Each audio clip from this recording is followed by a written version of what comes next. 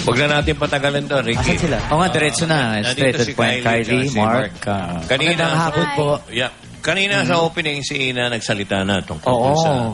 sa bihira yun yung babae nagkikwento na ako ang naghamon ng break. Para sa'yo, Mark, sabi ni Ina kanina yun, naghamon siya ng breakup dahil wala ka na raw time, di umano sa kanya. Ang tanong ngayon, para sagutin mo naman, naayos na ba ito at kung paano at ano mga pinangako mo sa kanya? Ay, yan po si Hindi, Mark. actually po, bago ko may salang, tinawagan ko siya eh. Sabi ko, Han, ano yung mga sinabi mo sa interview mo?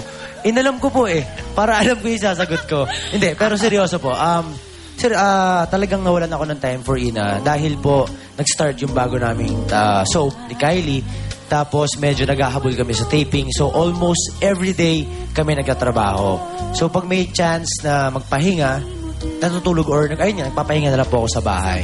Pero so far, okay naman po kami. Okay naman po kami. At yun yung sa mga social media na nangingialam, wag na kayong umepal kasi wala naman kayong magagawa. Ayun, no? Gusto ko yun Ayos naman pala eh. Ayos naman pala. So ayos pala. Kay Kylie naman sa interview ng Star to kay Aljor at sa Philippine Star, inamin niya bukas na. Open na raw sa public ang relasyon niyo pero gusto niya maging privado. Inamin pero gusto maging privado. Anong masabi mo doon? Actually, ako nagsabi sa kanya nun. Ano? Kasi, ang kumakalat kasi parang ako daw yung lumabas na umamin. So sabi ko, ay, ayoko na. Siya, umamin. At least alam na nila, pero wag na natin anuin pa. Yun na yun. Wow. Ako na nagsabi nun. Oo, Kasi ayoko na magsalita. Parang masama na. Basta yun na yun. Basta yun na yun. Magsalita ka. Oo. Ano? Okay, so kayo ba'y may time para imbitahan sila? Ayan po, unang-una, Yeah, may time ka dyan.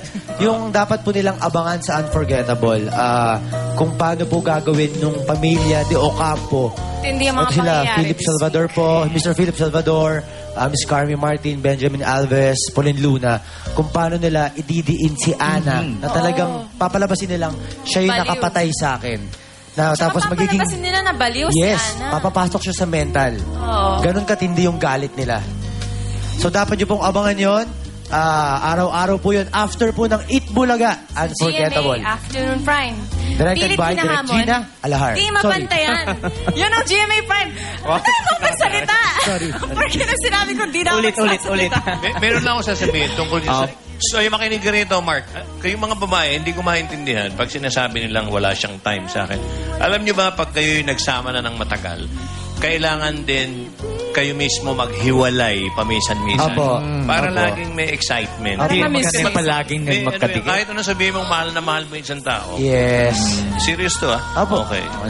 Voice of experience. Ito Joey, opo. Kaya, tama yung ginagawa mo. Ito, Mambabae Joey. ka pa. Mambabae ka hindi, pa. hindi po ako nung bababae. Hindi. Yung simula nung sinabihan niyo ako nung unang-unang pagkapanalo ko Starstruck, tinandaan ko yun.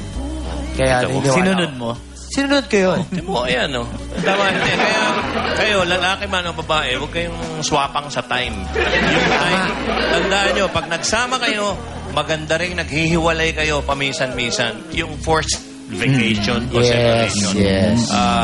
At kita nyo, pag nakita uli kayo, ang ganda ng ano nyo. Oo, Talagang para may yun ano, yung may- tumatalon, tapos sinisipit nananabik yung ka. paa.